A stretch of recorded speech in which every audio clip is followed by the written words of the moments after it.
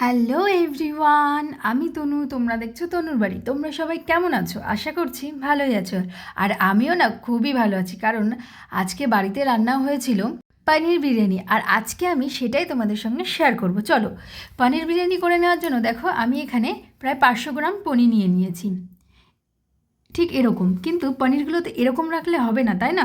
তো আমি পনিরগুলোকে ভালো করে টুকরো করে নিচ্ছি। তোমরা বড়ও করতে পারো, কিন্তু বড় করলে ব্যাপারটা ভেঙে যাওয়ার সম্ভাবনা বেশি থাকে। তো এখানে ছোট করে নিলে ভালো হয়, আর যখন প্লেটে দেওয়া হয় সবার পাতেই টুকরোগুলো পড়ে, আর খেতেও কিন্তু ভালো লাগে। তো চলো, এই রেসিপিটা করে নেওয়ার জন্য আমি প্রথমে এই পনিরগুলোকে টুকরো টুকরো করে পিস করে নিচ্ছি, যেমনটা তোমরা দেখতে পাচ্ছ।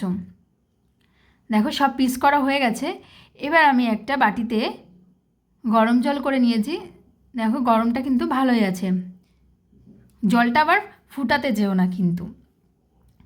আর গরম জলের মধ্যে দিয়ে দিলাম কিছুটা বিরিয়ানি মশলা।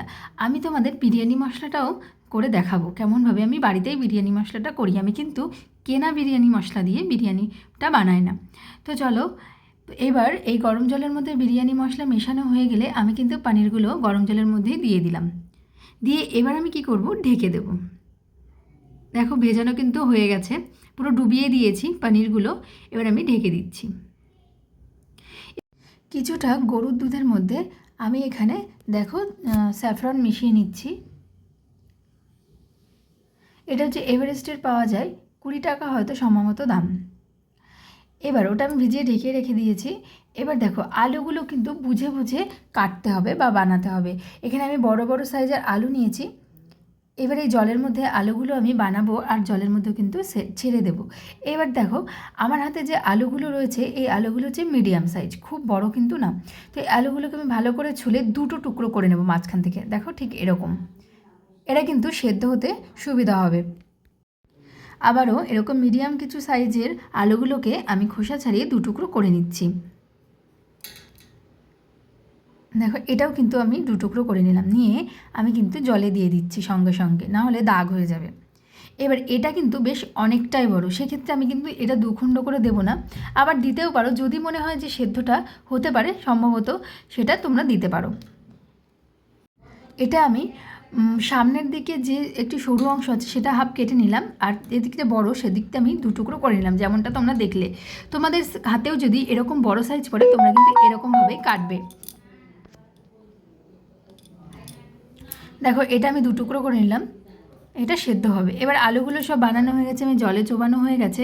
এবার আমি যেটা করব, দুটো বড় বড় সাইজের টমেটো নিয়ে নিয়েছি।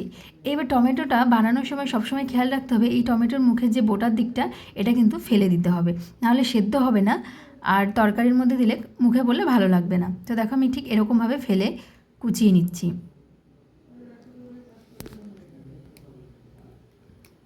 একদম সরু সরু করে ছোট ছোট টুকরো করে কুচিয়ে নিয়ে নিয়েছি। দেখো, দেখো, হাতে নিয়ে আমি দেখাচ্ছি। এইবার ওটা কোচানো হয়ে গেছে, একটা প্লেটে আমি রেখে দিয়ে যেটা করব, হাঁড়িতে আমি জল দিয়ে নিয়েছি বেশ কিছুটা পরিমাণে। এখানে কিন্তু আমি 1 কিলো চালের বিরিয়ানি করছি, আর 500 পনির। তোমরা কিন্তু এখানে পনিরের কোয়ান্টিটি কম দিতে পারো, তোমরা সেই হিসেবে কিন্তু করো।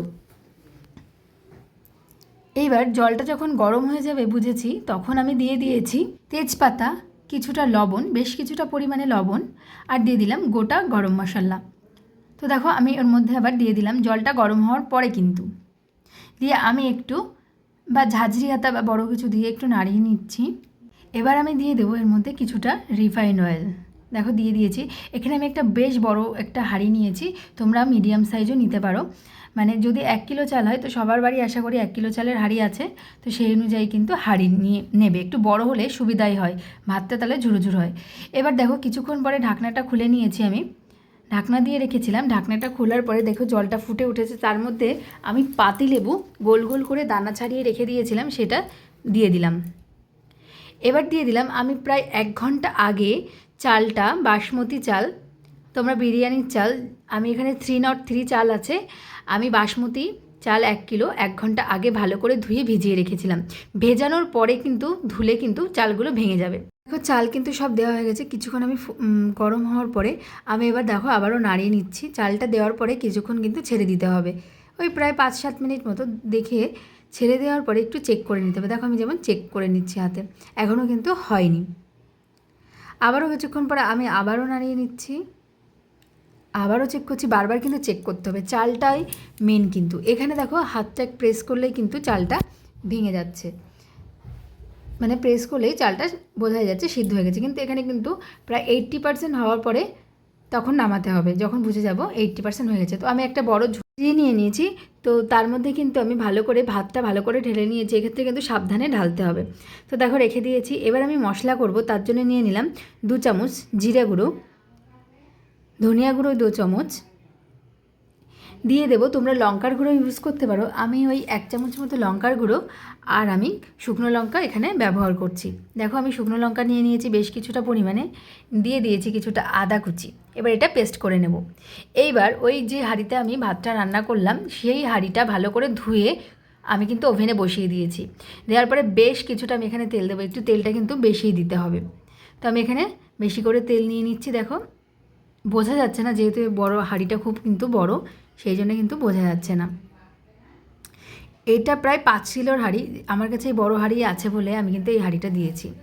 তো তোমরা কিন্তু ছোটো হাঁড়িতেও করতে পারো, এর থেকে ছোটো হাঁড়িতে, যেখানে 1 কিলো চাল হামেশাই ধরে যায়। এবার আমি দিয়ে দিলাম গোটা গরম মশলা ওই তেলের মধ্যে। তেলটা গরম হওয়ার পরে দিয়ে দিলাম টমেটো কুচি,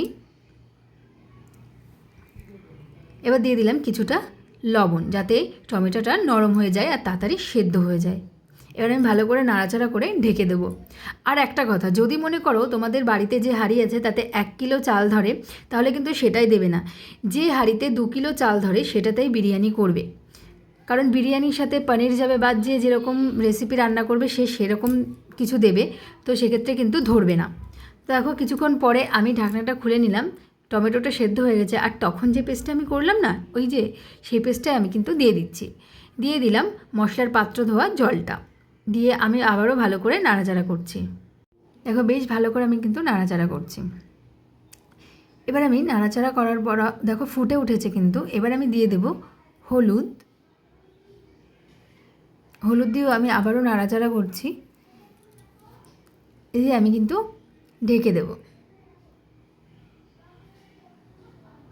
দেখো আবার কিছুক্ষণ পরে ঢাকনাটা তুলে নিলাম। তুলে নিয়ে আমি চিনি দিয়ে দিচ্ছি যাতে কালারটা ভালো আসে। এখানে কিন্তু আমি বেশি করে চিনি দেব না, অল্প করেই আমি চিনি দিলাম যাতে জাস্ট কালারটার জন্য। এবার দেখো আমি ভালো করে আবারও নাড়াচাড়া করছি। এটা কিন্তু ভালো করে কষাতে হবে, তাহলেই কিন্তু ভালো হবে। দেখো তেল বেরোচ্ছে, এই তেলগুলো কিন্তু কাজে লাগবে। যারা মনে করো ফুড কালার দিলেই বিরিয়ানিটা ভালো কালার আসে, একদমই না। তোমরা এই টেকনিকটা ইউজ করবে, দেখবে এতেও কালারটা কিন্তু সুন্দর আসে, একদম দোকানেরই মতো। তো এই যে এক্সট্রা তেলটা ছিল, যেটা আমি বললাম পরে প্রয়োজন হবে, সেই তেলটা আমি একটু হাঁড়িটা কাত করে আমি একটা উপর থেকে একটা কিছু দিয়ে তেলটাকে তুলে নিচ্ছি। আমি যেমন হাতা দিয়ে তুলে নিচ্ছি। তোমরা আশা করি বুঝতেই পারছো আমি কি বলতে চাইছি। উপর থেকে শুধু জাস্ট কষানোর পরে যে তেলটা ভেসে উঠবে সেই তেলটা কিন্তু আমি তুলে নিয়েছি। দেখো বাটিতে ঠিক কতটা হয়েছে। এবার আবারও তেল তোলার পরে আমি একটু আবারও নাড়িয়ে দিলাম। এবার যেটা করব, যে আলুগুলো আমি তখন বানিয়ে রেখেছিলাম সাইজ করে, সেগুলো কিন্তু দিয়ে দিচ্ছি। আমি কিন্তু আলুগুলো সিদ্ধ বা কোনো রকম ভাজা করিনি। তোমরা যদি এই টেকনিকটা ইউজ করো তাহলে কিন্তু দেখবে বিরিয়ানির টেস্টটা একদম অসাধারণ হবে। তো দেখো ওই মশলার মধ্যে আমি কিন্তু কাঁচা আলুগুলো দিয়ে দিলাম, দিয়ে ভালো করে নাড়াচাড়া করছি। ভালো করে নাড়াচাড়া করতে হবে একটু, যাতে আলুগুলোর গায়ে মশলাগুলো মেখে যায়। এবার যেটা করব, একটু পরিমাণ বুঝে আমাকে জলটা দিতে হবে, তাহলে আলুটা জাস্ট সেদ্ধ হওয়ার মতো আর গ্রেভিটা হবে সেই অনুযায়ী কিন্তু জল দিতে হবে। কারণ আলু সেদ্ধ হওয়ার পরে সেদ্ধ হতে হতে কিন্তু জল অনেকটাই টেনে নেবে। এবার আমি দিয়ে দিলাম লবণ, দিয়ে দিলাম হলুদ, দিয়ে আমি আবারও একটু নাড়াচাড়া করছি, দেখো যাতে লবণ আর হলুদটা মিশে যায়। এবার আমি দিয়ে দিলাম বিরিয়ানি মশলা, দিয়ে আবারও আমি নাড়াচাড়া করছি। দিয়ে দিচ্ছি মিঠা আতর ওই 2 ড্রপ মতো, তারপরও আমি নাড়াচাড়া করছি।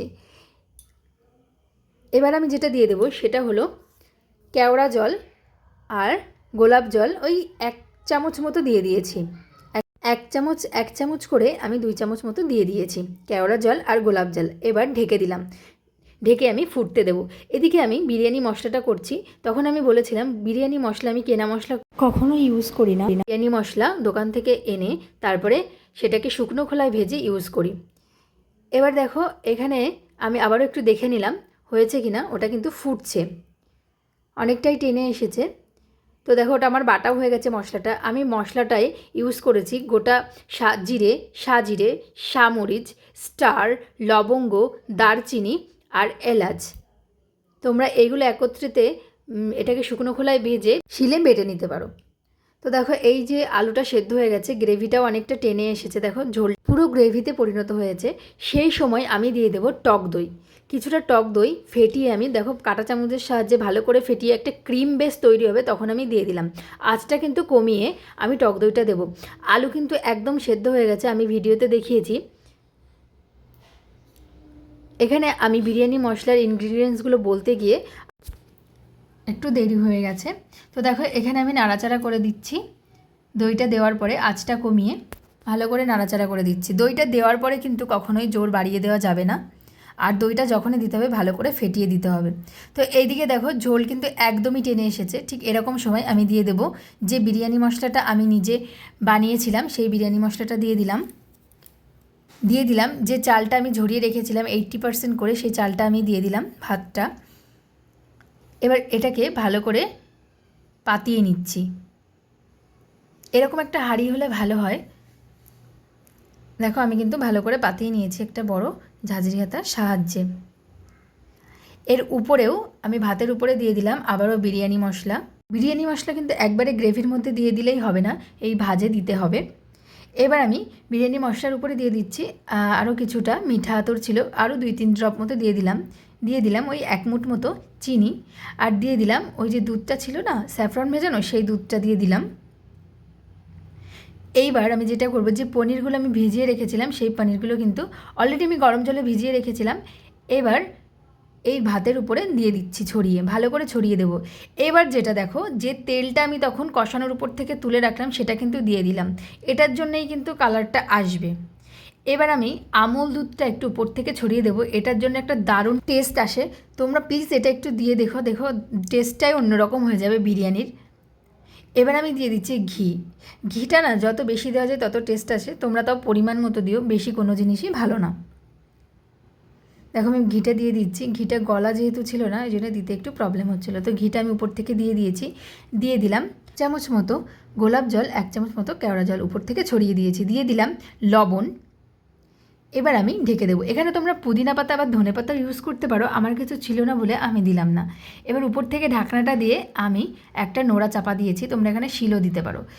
এবার যেটা করতে হবে সেটা হলো, প্রথমে শিল দিয়ে চাপা দেওয়ার পরে বা নোড়া দিয়ে চাপা দেওয়ার পরে হাই ফ্লেমে 10 মিনিট, তারপরে লো ফ্লেমে ওই 7 মিনিট মতো রাখতে হবে। তারপরে আঁচ একদম লিভে দেওয়ার পরে ওই 5 মিনিট মতো রেখে দিলেই কিন্তু রেডি পনির বিরিয়ানি।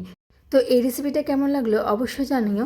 ভালো লাগলে লাইক কমেন্ট শেয়ার করতে কিন্তু ভুলো না।